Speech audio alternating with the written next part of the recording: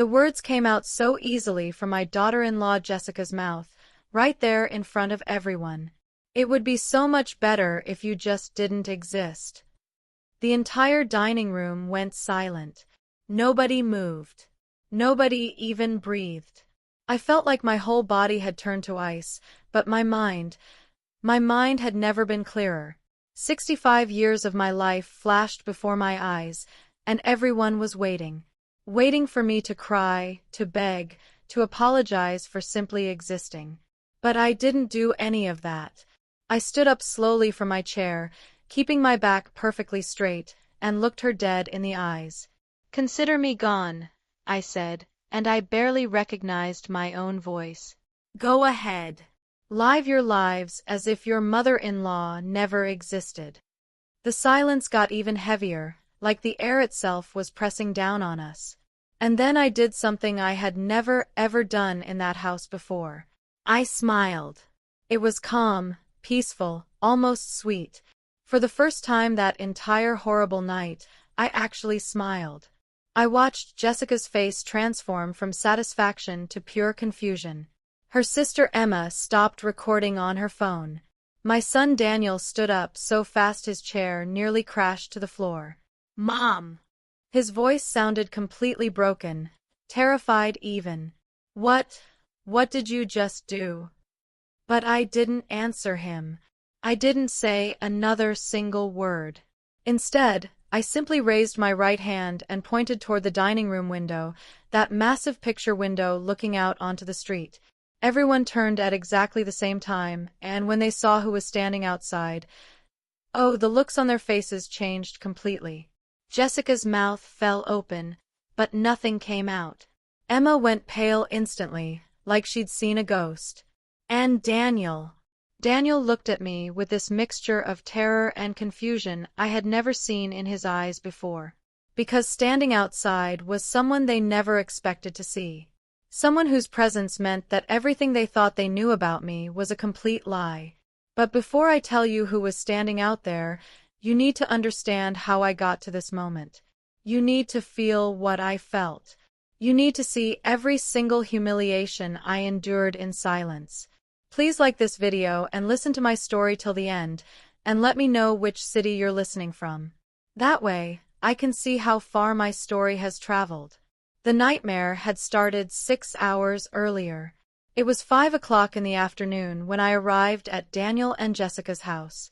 It was this massive 2-story colonial in one of the nicest suburbs of Chicago, with a perfectly manicured lawn and this beautiful stone fountain right in the driveway. Meanwhile, I lived on the other side of the city in a cramped studio apartment where my bed and tiny table could barely fit together. I had taken 2 city buses to get there, clutching this tote bag filled with the only thing I could offer, homemade chocolate chip cookies I'd baked that morning. I walked up that flagstone path to the front door and rang the doorbell. Then I waited. 1 minute passed. 2 minutes. 3. Finally, the door swung open, and there was Jessica wearing this coral dress that hit right at her knee and heels so high my feet hurt just looking at them. Her black hair was pulled back in this elaborate updo. She wore a pearl necklace that caught the late afternoon light. She looked me up and down with those dark eyes just full of disgust. "Catherine," she said my name like it physically burned her tongue. "You're early." That wasn't even true. She had told me to arrive at 5, but I knew contradicting her would only make everything worse. "I'm sorry," I whispered, holding up the bag with my cookies. "I brought something to share." Jessica looked at that bag like I was handing her toxic waste. "Oh, you shouldn't have bothered. You know we have a caterer for these events." "A caterer? For a simple family dinner?"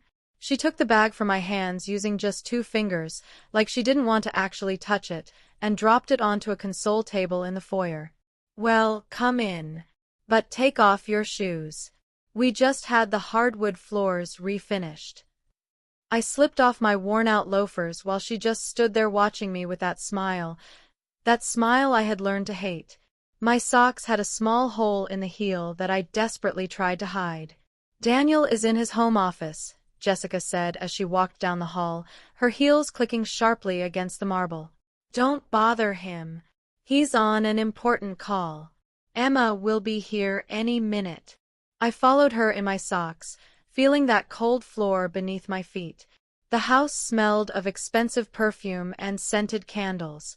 Everything was so spotless, like nobody actually lived there. Modern art hung on the walls. Designer furniture filled every single space. In the dining room, the table was already set with china plates, crystal glasses, and silverware that probably cost more than my monthly rent. I counted 6 settings. 6 people for dinner. Sit over there. Jessica pointed to a chair at the very corner of the table, the furthest spot from the head. And please don't touch anything. The plates are imported. I sat in complete silence, hands folded in my lap. I was wearing my best blouse, a beige one I had washed and ironed that very morning. My black pants were a little shiny at the knees, but they were the only presentable thing I owned. I had pulled my gray hair back into a simple ponytail. I didn't have money for salons or hair dye. Jessica disappeared into the kitchen, and I was left alone in that enormous dining room, feeling smaller than I ever had in my entire life. I looked at the photographs hanging on the wall. Daniel and Jessica in the Hamptons. Daniel and Jessica in Paris. Daniel and Jessica at their wedding, looking so happy. There wasn't a single photograph of me. Not one. It was like I didn't even exist in my own son's life. The doorbell rang, and I heard voices in the entryway. Emma had arrived.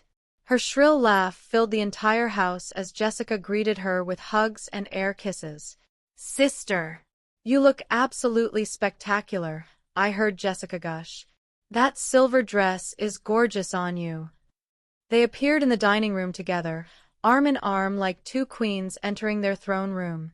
Emma saw me, and her smile got even wider. Oh, Mrs. Catherine, she said with this fake sweetness that made my stomach turn. What a surprise to see you here. I thought these dinners were just for close family. I felt the sting of her words pierce right through me, but I said nothing. What could I say? Jessica laughed, this cold, empty sound. Emma, don't be mean. Catherine is family.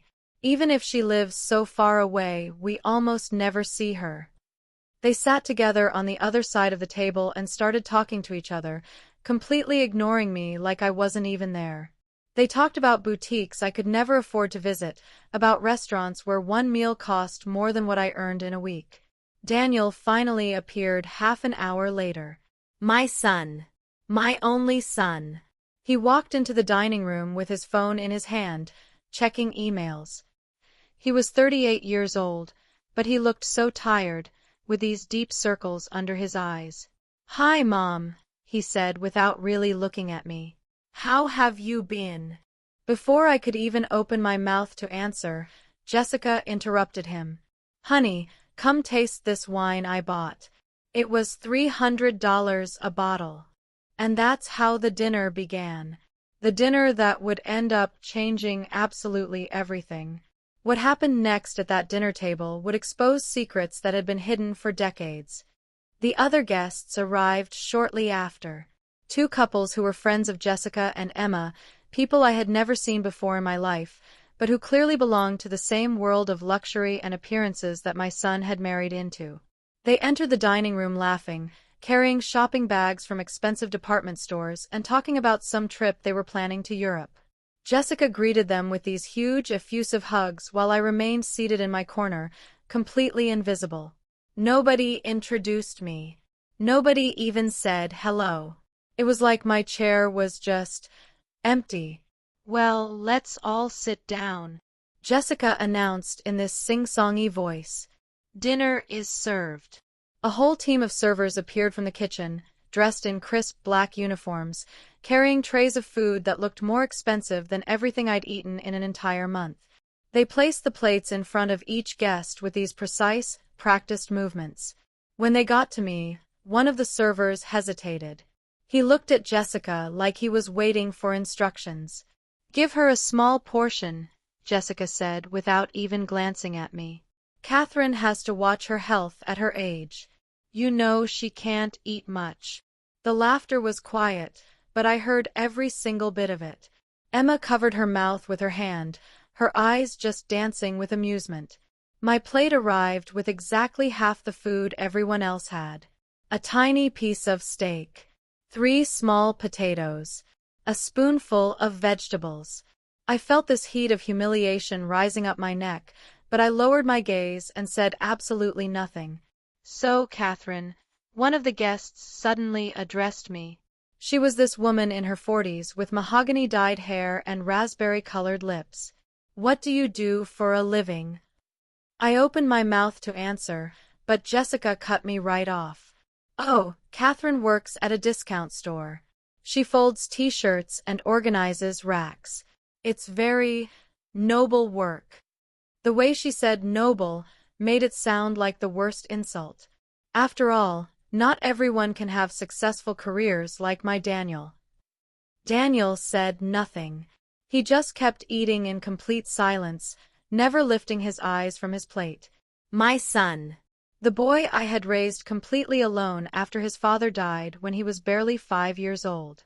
The boy for whom I had worked 3 jobs at the same time to pay for his private school, his university, his books.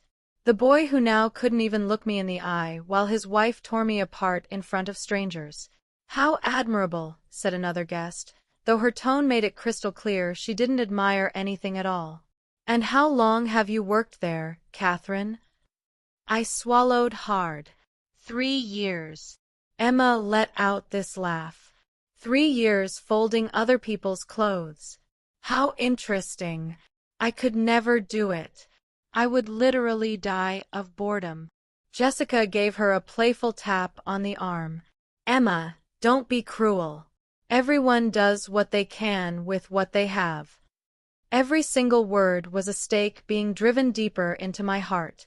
I looked at Daniel desperately, silently begging him to say something, to defend me, to remember who had given him everything so he could be sitting at that table. But he just took his glass of wine and drank deeply, avoiding my gaze completely. And tell me, Mrs. Catherine, continued the woman with the mahogany hair, where do you live? Somewhere quiet, right? Before I could answer, Emma jumped right in. She lives in an apartment on the south side of the city. A really old building, right, Catherine? I went there once and I almost had a panic attack. The stairs creak so loudly. There's no elevator and it smells like, ugh, like mildew. The laughter was louder this time. I felt the walls of that dining room closing in on me, squeezing the air from my lungs. Jessica poured more wine into the guests' glasses with this flourish. Poor mother-in-law. I always tell Daniel we should help her more, but she's so proud. She won't accept money. She looked up at me with those eyes just full of pure malice. Right, Catherine? You prefer to live in poverty rather than accept help from your own son. That was a lie. Such a cruel, deliberate lie. I had never rejected help because they had never, ever offered it. The only money Daniel had given me in the last 2 years was $50 for my birthday. And Jessica had made it feel like she was gifting me an absolute fortune. Be grateful, Catherine, she had told me in front of him. Not all children are so generous with their mothers. One of the guests, this man in a gray suit, wiped his mouth with his napkin. Well, at least she has her health. That's the important thing at that age, isn't it? Health and a roof, even if it's humble. I nodded mechanically, feeling tears beginning to pool behind my eyes. I could not cry here. I would not give them that satisfaction. Speaking of health, Emma leaned forward with this venomous smile spreading across her face. Jessica told me that lately you've been forgetting things, Catherine. That sometimes you don't remember where you left your keys. That you confuse the days of the week. I froze completely. That's not true, I tried to defend myself, but my voice came out so weak. It's normal at her age, Harper cut me off again. 75 years old. The brain starts to fail. I felt like I was running out of air. I'm 65, I said with a trembling voice. Jessica blinked like she'd made this innocent mistake. Oh, sorry. 65. I forget because you look so much older. The laughter exploded around that table. It was open, undisguised, cruel laughter. Emma actually slapped her thigh, laughing so hard. The guests exchanged these amused glances. And Daniel, my son, my only son, he smiled. Just a little. Just for a second. But he smiled. Something inside me broke in that exact moment. It wasn't a loud break. It was silent but absolutely definitive, like a branch finally snapping after bearing too much weight for far too long. But what I didn't know was that this humiliation was all part of a much darker plan. A plan that had been in motion for months. And standing outside that window was the one person who could expose it all. I looked down at my plate with the half-eaten food and asked myself how I had arrived here. How had I allowed them to treat me like this? How had I let my own blood humiliate me without saying a single word? Well, Jessica stood up suddenly and raised her glass high. I want to propose a toast. Everyone raised their glasses except me. I didn't even have wine. They hadn't bothered to serve me any. I toast to family, Jessica said, looking directly at me with this dark glint in her eyes. To the people who really matter. To those who contribute something valuable to our lives. She paused, and her smile grew even darker. And I also toast because soon we'll be making some important changes in this family. Changes that will bring us more peace. More tranquility. Emma nodded enthusiastically, grinning ear to ear. It's for the best, sister. It was about time. I didn't understand what they were talking about, but the tone of their voices made my skin crawl with dread. Daniel lowered his gaze again, looking uncomfortable. Jessica, he muttered quietly, maybe this isn't the moment. Of course it's the moment, she replied firmly. Everyone here is a trusted friend. They can know the truth. She turned to me with this expression of fake concern she had absolutely perfected over the years. You see, Catherine, Daniel, and I have been talking about your situation. And frankly, it worries us so much that you live alone in that horrible apartment. At your age, with your health deteriorating, you could have an accident and nobody would know for days. My heart started beating faster and faster. My health is fine, I managed to say, but my voice sounded way too weak.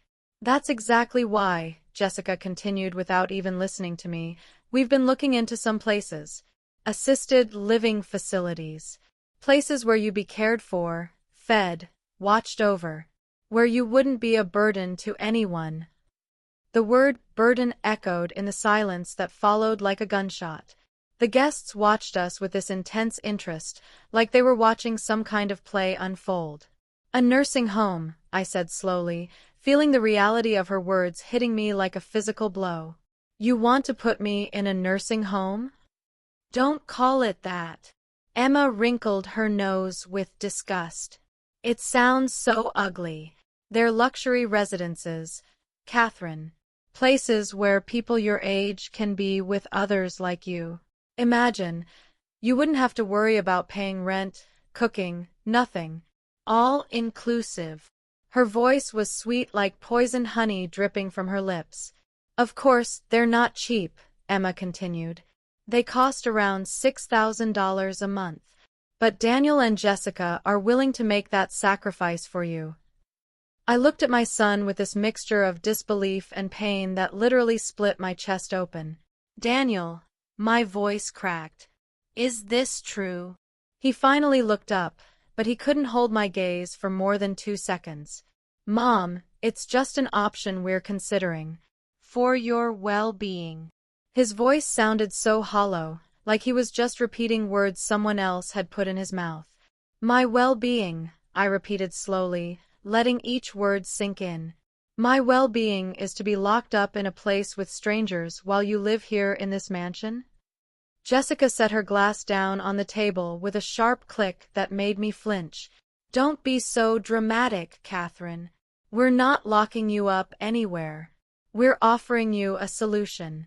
Because let's be honest here, your current life is depressing. You live in absolute squalor. You work at a job that barely feeds you. You have no friends, no social life. What future awaits you there? The words hit me like physical punches. Each one was true in its own way, but spoken in a manner that made me feel less than human. I didn't ask, I tried to say, but the woman with mahogany hair interrupted me. Oh, poor thing. It must be so difficult to accept that one can no longer fend for oneself. The others nodded with this fake compassion, looking at me like I was some wounded animal that needed to be put down for its own good. Emma served herself more food from the center of the table, grabbing the biggest portions without any shame at all. Besides, Catherine, let's be realistic here. How much longer do you think you're going to be able to keep working? You're 65. Your knees must be absolutely destroyed from standing all day. Your hands must hurt constantly. What are you going to do when you can't work anymore? Live on the street. I have savings. I lied. I had absolutely nothing. Every single cent I earned went to rent, food, and the buses I took to visit my son once a month.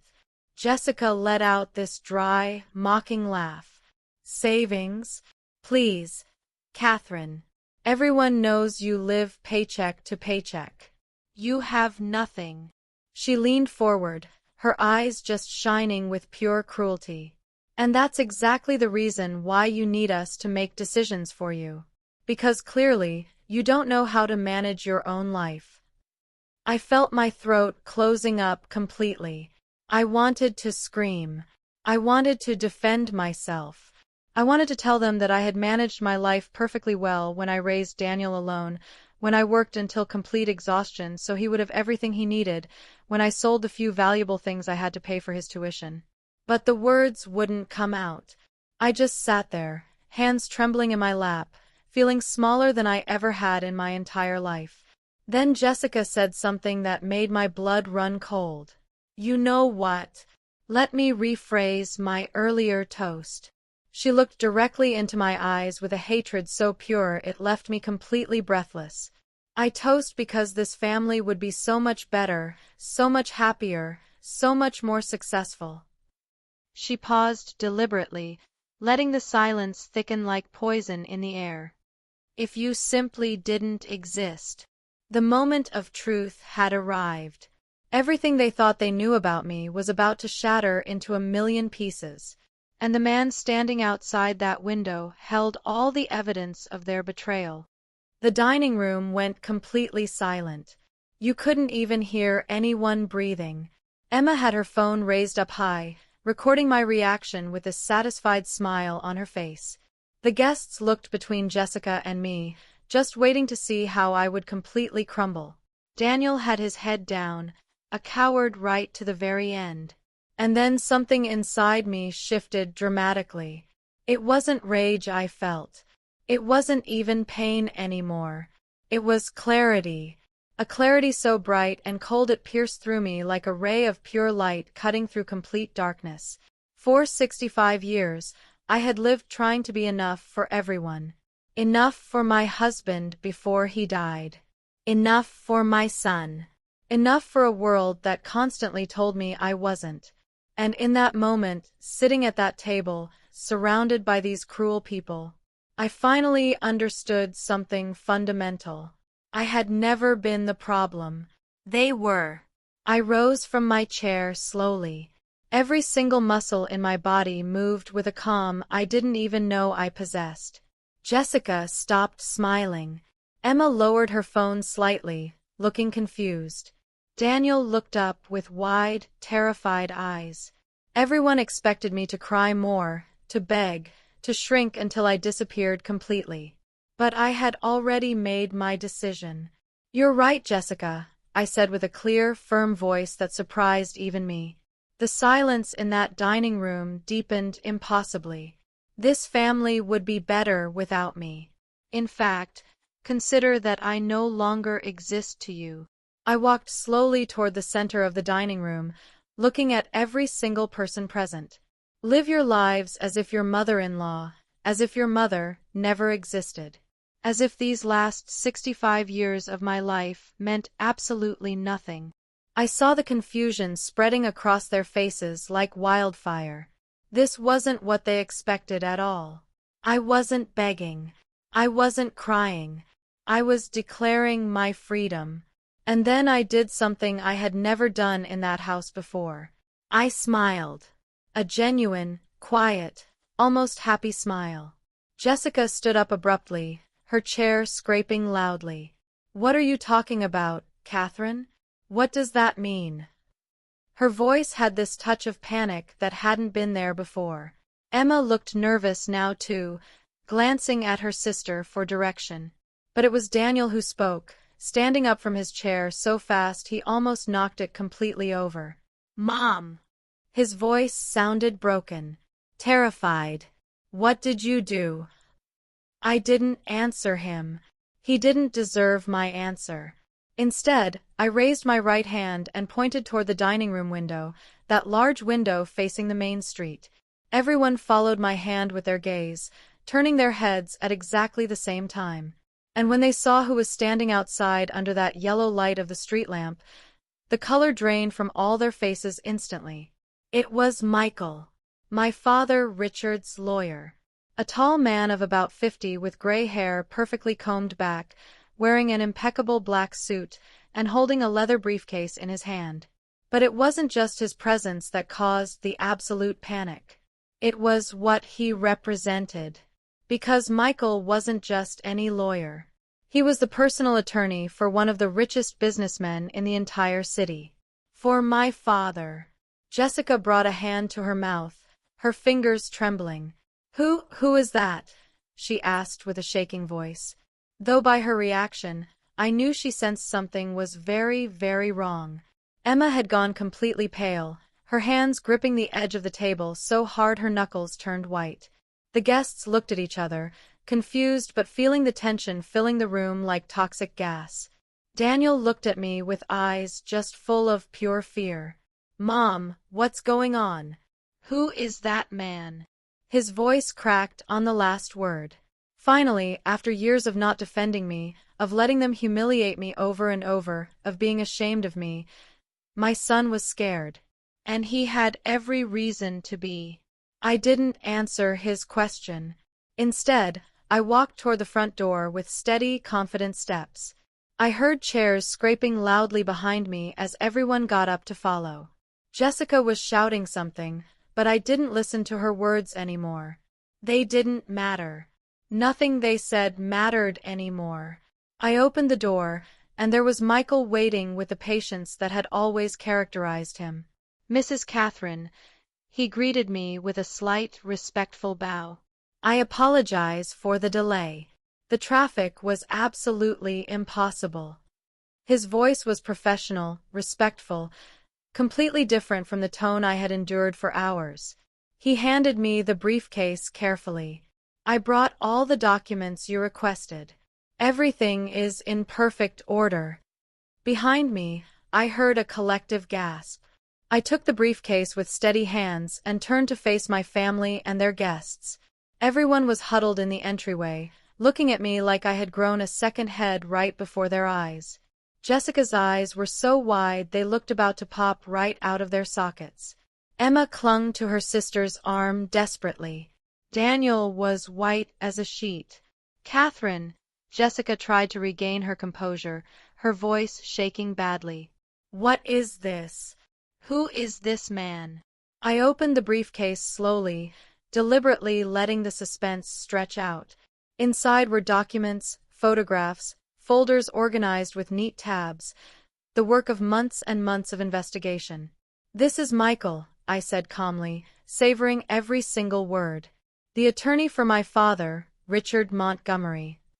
I saw Jessica's eyes widen even more when she heard that last name. Even the guests reacted visibly. Montgomery. Everyone in this city knew that name. Real estate, companies, investments worth hundreds of millions of dollars. "Your father," Jessica repeated slowly, like she couldn't quite process it. Your father is Richard Montgomery? Your father is Richard Montgomery.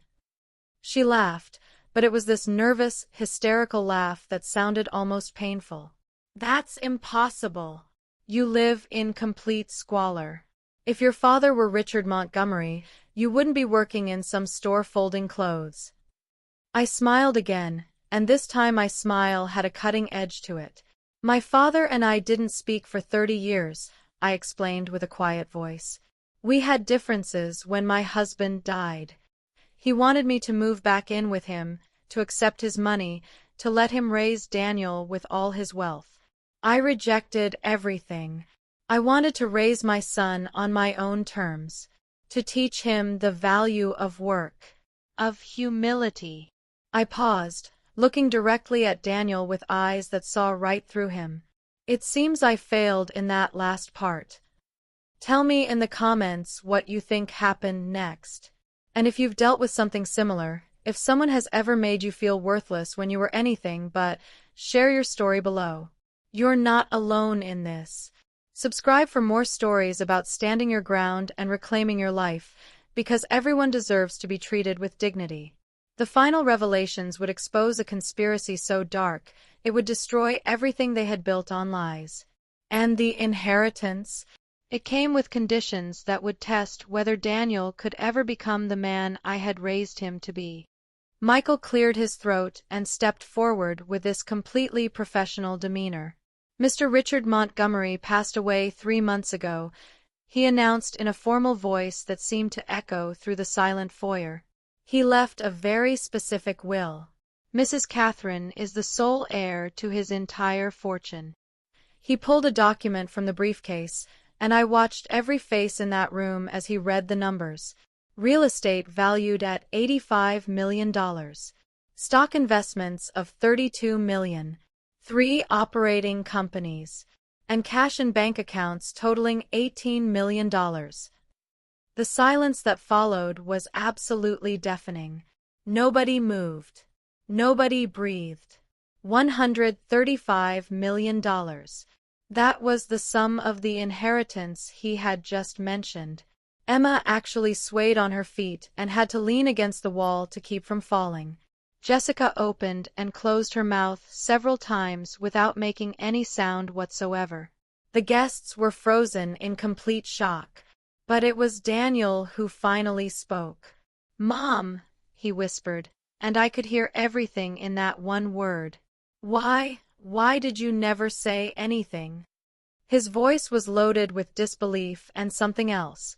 Something I took a moment to recognize. Greed. I saw his eyes move toward the briefcase, calculating, already thinking about what that fortune meant for him. Why did I never say anything? I repeated his words slowly. Because I didn't know until 3 months ago, Daniel. Why did your grandfather and I not speak? Do you even remember? I held his gaze firmly. Because I decided to live with pride and dignity instead of begging for money I didn't earn. And because I wanted to see who you really were when you thought I had absolutely nothing to offer you. Now he understood. I saw the exact moment the realization hit him like a physical hammer to the chest. He had failed the test completely. For years, while I lived in that tiny apartment, while I worked myself to absolute exhaustion, while I came to these dinners to be humiliated, he had remained silent. He had allowed his wife to treat me like trash. He had been planning to lock me away in a nursing home. And all that time, I had possessed the means to live like a queen. Jessica finally found her voice, stumbling forward with her hands outstretched desperately. Wait. She was actually stammering now. Catherine, we didn't know. If we had known your father was Richard Montgomery, obviously we would have treated you completely differently. This is just a terrible misunderstanding. I looked at her with pure disgust. A misunderstanding? I repeated coldly.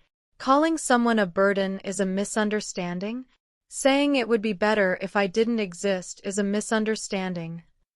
I pulled another document from the briefcase, my hands completely steady now. But here's the really interesting part. My father didn't just leave me his fortune. He also left this. It was a thick folder.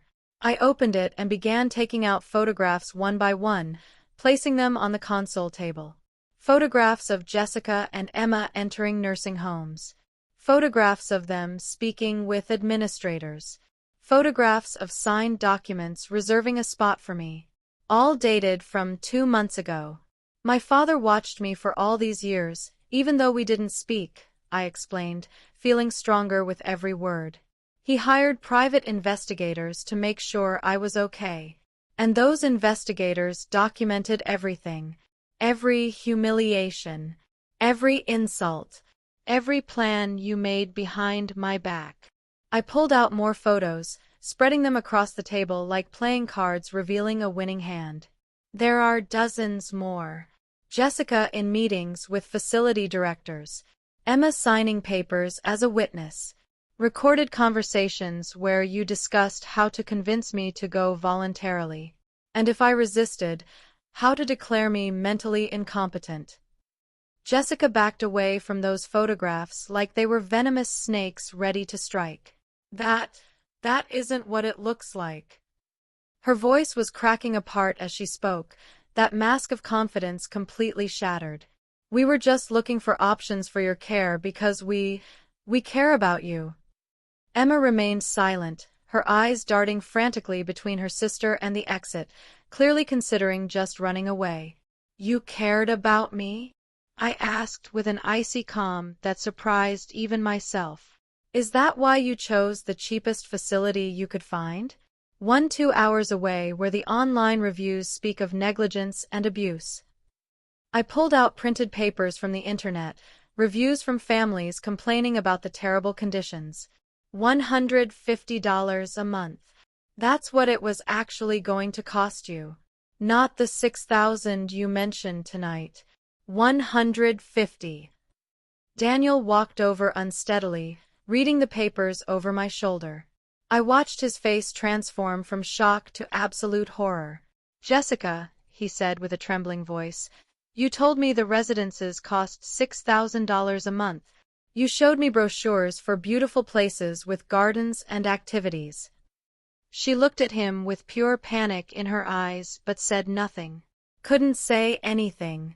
He understood completely now. You were going to keep the difference. You were going to put her in a horrible place and pocket $5,800 every single month. Jessica tried to take his hand, but he jerked away from her like she'd burned him. Daniel, my love, you have to understand, she was pleading now, all pretense gone. That money was going to be for us. For our future. For the trips we want to take. For the bigger house we want to buy. Your mother wasn't going to notice anyway. She doesn't know anything about luxury or... The slap from Daniel echoed through that foyer like a thunderclap. It was so unexpected, so shocking, we all took a step back. Jessica brought her hand to her cheek, looking at him in complete disbelief. I had never seen her speechless before. Shut up, Daniel said with a voice shaking with rage. Don't say another word.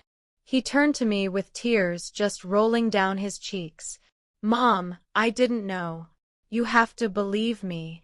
Jessica told me it was the best thing for you, that in those places you'd have better medical care, that you'd be safer.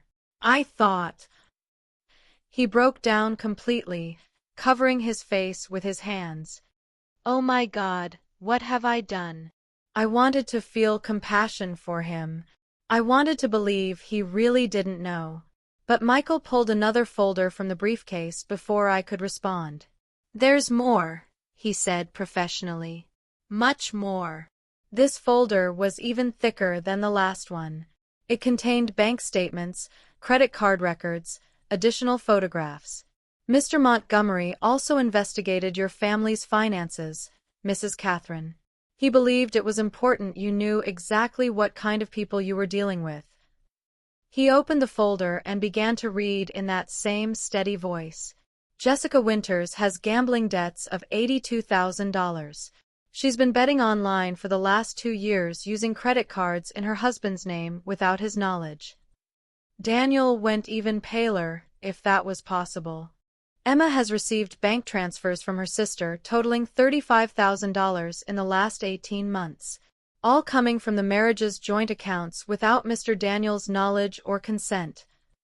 The words fell like bombs, each revelation worse than the last. Furthermore, Michael continued, there is evidence that both sisters planned, once you were committed to the facility, to petition for legal power over your financial affairs, claiming senile dementia.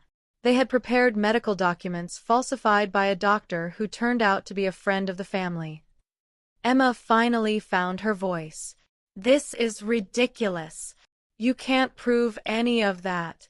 These are completely baseless accusations. But her voice shook so much that her words had absolutely no conviction. Michael simply smiled, this small professional gesture that was somehow absolutely terrifying. I have recordings, he said simply, pulling out a small digital recorder. Phone conversations between you and your sister, explicitly discussing the entire plan. Conversations where you refer to Mrs. Catherine as the stupid old woman and the obstacle. Conversations where you calculate how much money you could get if you managed to declare her incompetent and sell her alleged properties. He pressed play. Jessica's voice filled that foyer, clear and unmistakable, shattering any remaining doubt. Once we have her locked up, we wait 6 months and then file the papers. Dr. Thompson already agreed to sign the dementia documents for $5,000. After that, everything the old hag has will legally be Daniel's, and therefore mine. Emma's laugh followed immediately. You're a genius, sister. That poor idiot will never know what hit her. The silence after the recording ended was absolutely sepulchral. The guests looked at Jessica and Emma with horror and complete disgust. Daniel was utterly shattered, looking at his wife like he had never really seen her before in his entire life. And Jessica, the woman who an hour ago had been sitting on her throne of arrogance, was now trembling like a leaf in a storm. But the most interesting part, I said, claiming everyone's attention, is that you thought I had nothing. All this elaborate plan, all this effort, to steal my miserable apartment and my non-existent savings. I actually laughed. A genuine laugh that bubbled up from deep inside me. You spent money on private investigators trying to find my supposed properties. You bribed a doctor. You planned for months. And all for absolutely nothing. Jessica fell to her knees right there on that expensive marble floor. She literally collapsed, sobbing uncontrollably. Please, Catherine. Please forgive me. I don't know what I was thinking. The stress, the debts. I'm not really like this. Please, please give this family another chance. She reached her hands out to me, pleading desperately. Emma also began to cry, but she stayed standing, barely holding on to her dignity. I looked at that woman kneeling in front of me, the same one who an hour ago had told me it would be better if I didn't exist. I felt something I had never experienced toward another person before. It wasn't hate. It was absolute indifference, as if I were looking at a complete stranger who meant nothing to me whatsoever. No, I said simply, and the word felt like pure liberation. I turned to Michael. The other documents are ready? He nodded and pulled out another set of papers. These are legal documents to press charges for fraud, conspiracy, and attempted financial abuse of an elderly person. I also have here a temporary restraining order that can become permanent if you wish. Daniel stepped forward desperately, hands outstretched toward me. Mom, please don't do this. I know Jessica made terrible mistakes, but I'm your son. Your only son. You can't destroy your own family over this. His voice was loaded with desperation, but I heard what lay beneath it. I promise I'll divorce her right now if that's what you want. I'll kick Jessica out of the house this very night. But please don't push me away. Don't ruin my life. There it was. The truth, finally revealed without any mask. He wasn't worried about losing me. He was worried about losing access to my new fortune. He was worried that $135 million would disappear from his reach. Even now, even knowing everything, his first thought was about the money. Ruin your life? I repeated his words slowly, letting them hang in the air. Daniel, I gave you life. I worked 3 jobs at the same time so you would have food, clothes, education. I sold the jewelry my mother left me to pay for your college. I rejected marriage proposals because no man wanted to take on a child that wasn't his. I sacrificed everything, absolutely everything, so you would have opportunities. I walked up to him until I was just inches from his face. And you paid me back by letting your wife humiliate me for years. You remained completely silent while they planned to lock me in a horrible nursing home. You watched me cry tonight, and the only thing you did was look down at your plate. Tears were running down my face now, but they weren't tears of sadness anymore. They were tears of liberation, of freedom. So don't you dare talk to me about ruining lives, Daniel. Because the only ruined life here is mine. 33 years completely wasted raising someone who turned out to be exactly what I swore he would never be. A coward with no principles. I saw my words hit him like physical blows. He staggered back, looking for support against the wall. But I wasn't finished. Not yet.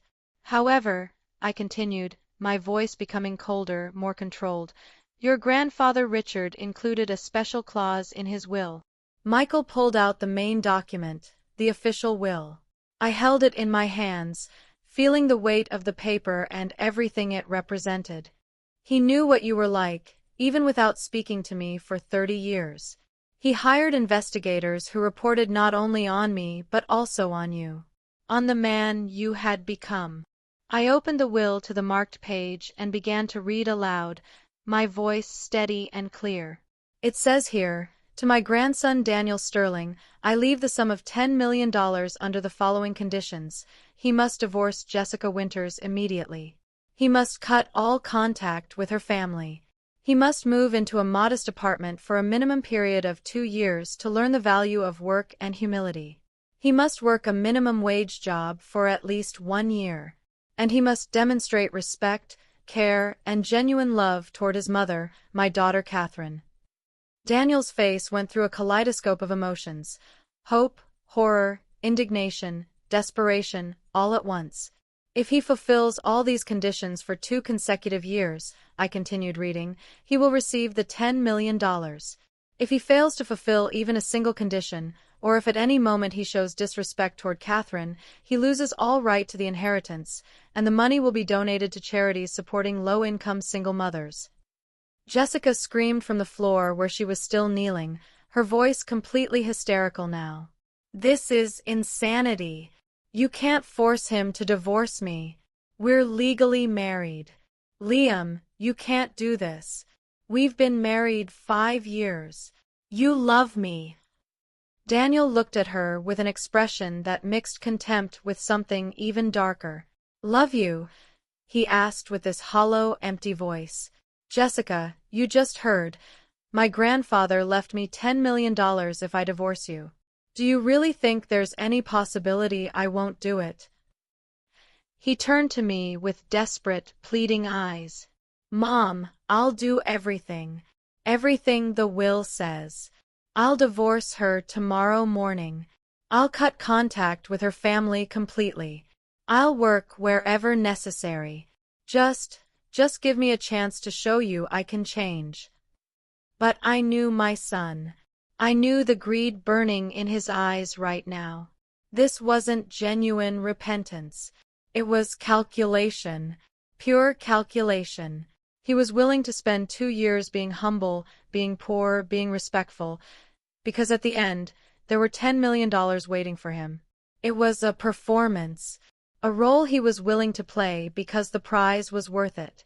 There's more, Michael said, interrupting before I could answer. Mr. Montgomery also included stipulations on how Mrs. Catherine can use her inheritance. Specifically, he left instructions that she can, at her complete discretion, modify or completely annul Daniel's inheritance if at any moment she feels his repentance is not genuine. He looked at me with deep respect in his eyes. Basically, Mrs. Catherine, you have absolute control. You can give your son the chance he's asking for, or you can cut him off completely. The decision is entirely yours. The power of those words ran through me like pure electricity. For the first time in my entire life, I had control. Real control. Not Daniel. Not Jessica. Not this world that had constantly pushed me down. Me. I looked at my son, really looked at him, trying to find even the tiniest flicker of the boy I had loved with every single fiber of my being. The boy who used to hug me tight and tell me that when he grew up, he would buy me a big house and I would never have to work again. But that boy had died. Or maybe he had never really existed at all. Maybe he had always been this person standing in front of me. Someone capable of looking the other way while his mother was destroyed, as long as it was convenient for him. I need time, I said finally, my voice surprisingly steady. Time to think. Time to process all of this. I turned to Jessica, who was still on the floor like a wounded animal. But for you, there is no time or consideration. Michael, proceed with the legal charges against Jessica and Emma. I want them to face the full consequences of their actions. Emma let out this choked sob. Please, Mrs. Catherine. I have 2 small children. If I go to prison, what's going to happen to them? It was the first time she had mentioned having children. How convenient that she only remembered them now, when she faced real consequences. You should have thought of your children before planning to lock an innocent old woman in a horrible nursing home to steal her non-existent money, I replied without a shred of sympathy. You should have thought of them before laughing while your sister humiliated me. Before recording my tears for your entertainment. I looked her directly in the eyes, holding her gaze until she looked away. Your children will learn a valuable lesson. That actions have consequences. Something clearly nobody taught you. I walked to the door without looking back at any of them. The fresh night air hit my face, and I breathed deeply for the first time in what felt like hours and hours. The chauffeur greeted me with a respectful bow. Mrs. Montgomery, he said. It was the first time anyone had called me that. My father's last name. The name I had rejected for 30 years out of pure pride. Just Catherine is fine, I replied softly. He helped me into the car and closed the door gently. The interior smelled of new leather and polished wood. The seats were impossibly comfortable. There was a small fridge with water and champagne. A screen showed trip information. Everything was so completely different from the dirty, crowded buses I had taken for years and years. Michael got into the front seat next to the driver. Where shall I take you, Mrs. Catherine? The driver asked politely. I was about to give the address of my old apartment, but then I stopped myself. I didn't live there anymore. That place, that entire life. It was over. To the Grand Imperial Hotel, I said, naming the most luxurious hotel in the entire city. I had never been there. Hadn't even walked through the doors. A suite, please. As the car pulled away from Daniel's house, I looked out the rear window one last time. I saw my son standing in the doorway, watching me leave with this expression of complete devastation. Jessica was at his side, still crying. Emma had disappeared, probably running to call a lawyer. The house that my father had secretly bought, the house where I had endured so many humiliations, it grew smaller and smaller in the distance until it finally disappeared completely. How does it feel? Michael asked, turning from the front seat. I thought about his question very carefully. How did I feel? It wasn't triumph, exactly. It wasn't simple happiness either. It was something more complex, deeper. I feel free, I replied finally, and I felt the truth of those words in my very soul. For the first time in 65 years, I feel completely free. Michael nodded with understanding. Your father would be proud. He left very specific instructions on how to handle the situation if something like this occurred. He told me, Michael, my daughter is strong, but she has forgotten her own strength. If I ever see her being trampled, give her the tools to get up. But don't do it for her. She must choose to stand up on her own. His eyes shone with contained emotion. You chose to stand up tonight, Mrs. Catherine. You chose your dignity over false family peace. Tears began to roll down my cheeks again, but these were different tears entirely. They were tears of relief, of liberation, of mourning for all the years lost with my father. He really watched me all this time? I asked with a trembling voice. All these years without speaking, he knew everything that was happening? Michael pulled a letter from his briefcase, handing it to me carefully. He wanted you to read this after everything was revealed. It's a letter he wrote for you 2 weeks before he died. I took the envelope with shaking hands. It was thick, expensive paper, with my name written in the shaky handwriting of an old, dying man. Catherine, my stubborn and beautiful girl, it said on the front. I opened it slowly and began to read, and the tears flowed even harder. The letter was everything I needed to hear. Everything I had needed for 30 long years. My father explained everything. His regrets. His pride. His love. How he had watched over me from afar, wanting to help but respecting my independence. How he had seen Daniel change and had tried to give him one last chance to become the man I had raised him to be. By the time I finished reading, we were pulling up to the Grand Imperial Hotel. The building was absolutely majestic. 15 stories of marble and glass. Uniformed doormen flanked the entrance. A massive fountain decorated the front, illuminated with colored lights. I had passed this hotel for years on the bus, admiring it from far away, never imagining that one day I would actually enter through those doors. Michael opened my door and offered his hand to help me out. Are you okay, Mrs. Catherine? He asked with genuine concern. I nodded, wiping away the last tears. I will be. I just need time to process everything. We entered the hotel lobby, and it was like stepping into another world entirely. The floor was Italian marble with gold veins running through it. Crystal chandeliers hung from ceilings 3 stories high. Artwork that probably cost more than everything I'd earned in my entire life hung on the walls. And there I was, in my second-hand beige blouse and my worn shoes. But when I approached the front desk, something had fundamentally changed. The receptionist looked at me, and her expression wasn't one of disdain or judgment. She looked at Michael, who nodded slightly, and her smile widened warmly. Mrs. Montgomery, she said with genuine warmth in her voice. It's an honor to have you with us. Your presidential suite is ready. Presidential suite. The words sounded almost unreal. She handed me a key card in a leather envelope.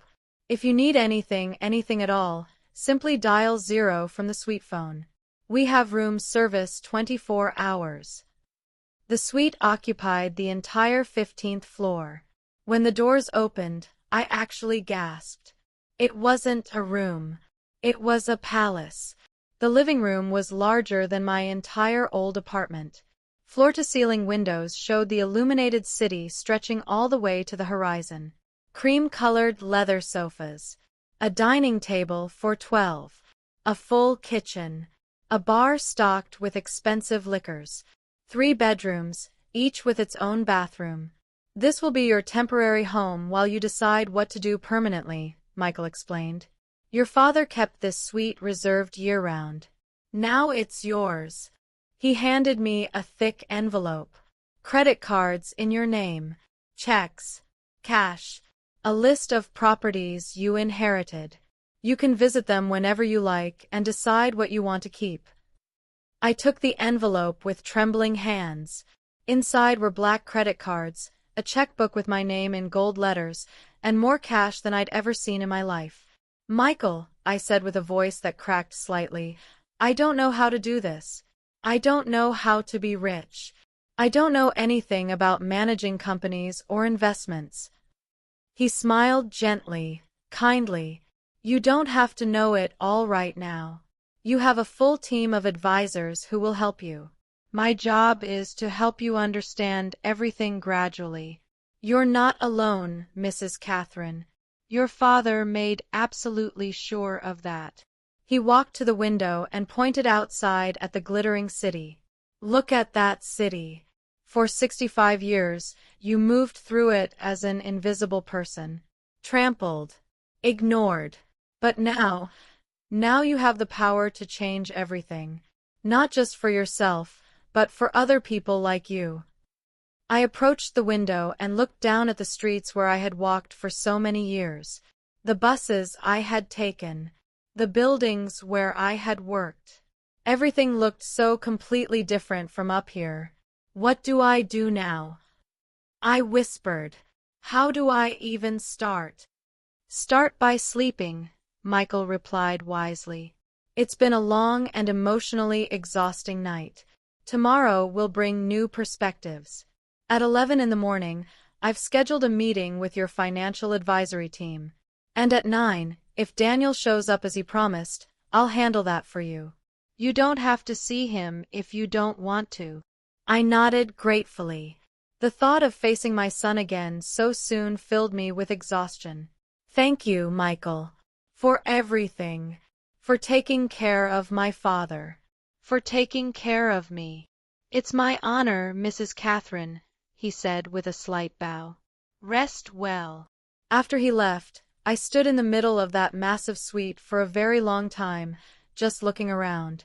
12 hours ago, I had been in my tiny apartment, ironing my beige blouse, preparing for another night of humiliations. And now I was here. Everything had changed. Everything. I walked into one of the bedrooms. The bed was enormous, with sheets that felt like clouds. The bathroom had a marble tub overlooking the city. I filled it with hot water and expensive bath salts and submerged myself, letting the heat relax muscles I didn't even know were so tense. I thought about my father, about all those lost years, about how he had been watching over me from the shadows, respecting my independence but making sure I never fell too far. I thought about Daniel, about whether he could really change, or whether some people simply never learn. I got out an hour later and wrapped myself in one of those impossibly soft white robes. Room service had left a tray with fruit, cheese, and champagne while I was in the bath. There was a note. "Welcome home, Mrs. Montgomery." I sat on the private balcony with a glass of champagne in hand and looked up at the stars. The city glowed below like a sea of lights. And for the first time in my entire life, I felt like I was glowing too. My phone rang. Unknown number. I hesitated before answering. "Hello. Mom, it's me." Daniel's voice sounded completely wrecked on the other end. "Please don't hang up." I was about to do exactly that, but something stopped me. "What do you want, Daniel?" "I need you to know I signed the divorce papers tonight. I called a lawyer and signed them. Jessica is out of the house. I told her I never want to see her again." His voice broke. "And I called the bank to start the process of transferring the house to your name.